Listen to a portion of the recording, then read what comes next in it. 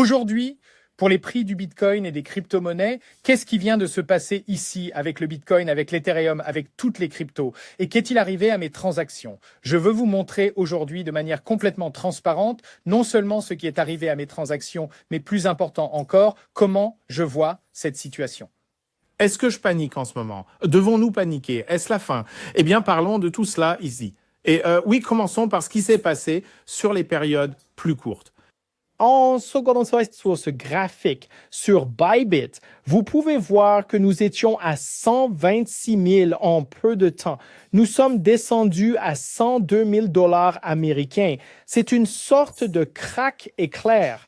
Je veux dire, puis je suis ici sur les bougies de 4 heures. C'est assez fou étant donné que nous avons atteint une capitalisation boursière assez importante pour Bitcoin. Nous sommes encore capables d'avoir ces énormes chutes vers le bas. Eh bien, parlons de ce que cela signifie. Au fait, appuyez sur le bouton j'aime pour atteindre un nouveau record historique.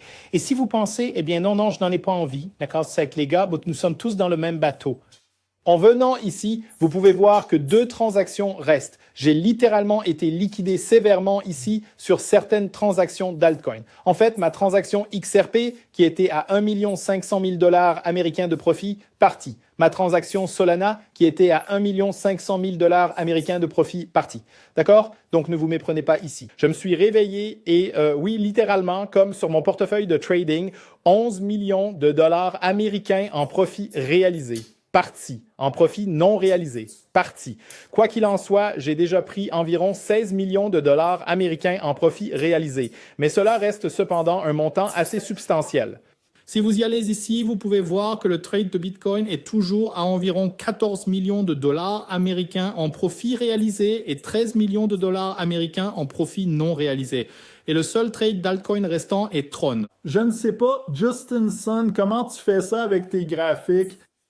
Je pense qu'il investit vraiment beaucoup dans ce graphique. Je ne sais pas, mais bon, je ne me plains pas. Quoi qu'il en soit, le trade de Bitcoin est toujours ouvert. En fait, mon prix de liquidation serait à... Laisse-moi voir, mec, je ne suis pas habitué à utiliser ça sur un ordinateur ici. 42 000 $ américains est mon prix de seuil de rentabilité. Donc, il y a encore un bon chemin à parcourir, n'est-ce pas? Bref, maintenant, la question est comment devrions-nous comprendre la situation? Eh bien, allons-y directement. En fait, laissez-moi ouvrir ce graphique ici.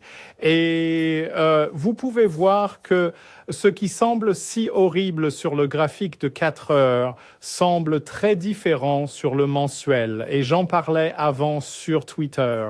Cela semble horrible sur le graphique de 4 heures. Sur le quotidien, cela semble vraiment mauvais.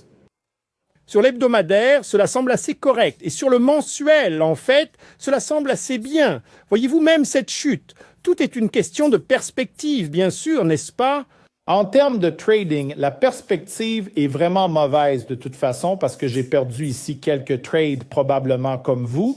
Mais en termes de perspective, dans le schéma macro des choses, tout est pareil. En fait, tout ce dont j'ai parlé hier, qui était le mensuel, rien n'a changé là-bas.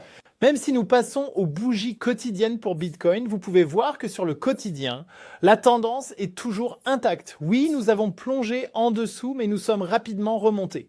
Et c'est exactement ce que je veux aborder ici. C'est la ligne dans le sable, où même moi, la personne la plus optimiste de l'univers, je dis, d'accord les gars, nous cassons la tendance ici.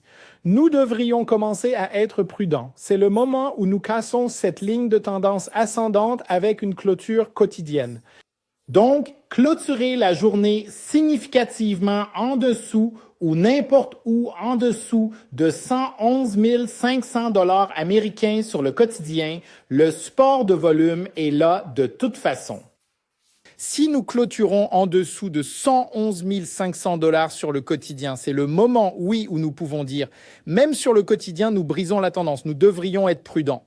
Pour le moment, même pas sur le quotidien, surtout pas sur le hebdomadaire ou sur le mensuel, nous n'avons pas brisé la tendance. C'est la ligne dans le sable que nous devons nous rappeler et que nous devons surveiller de très près aujourd'hui.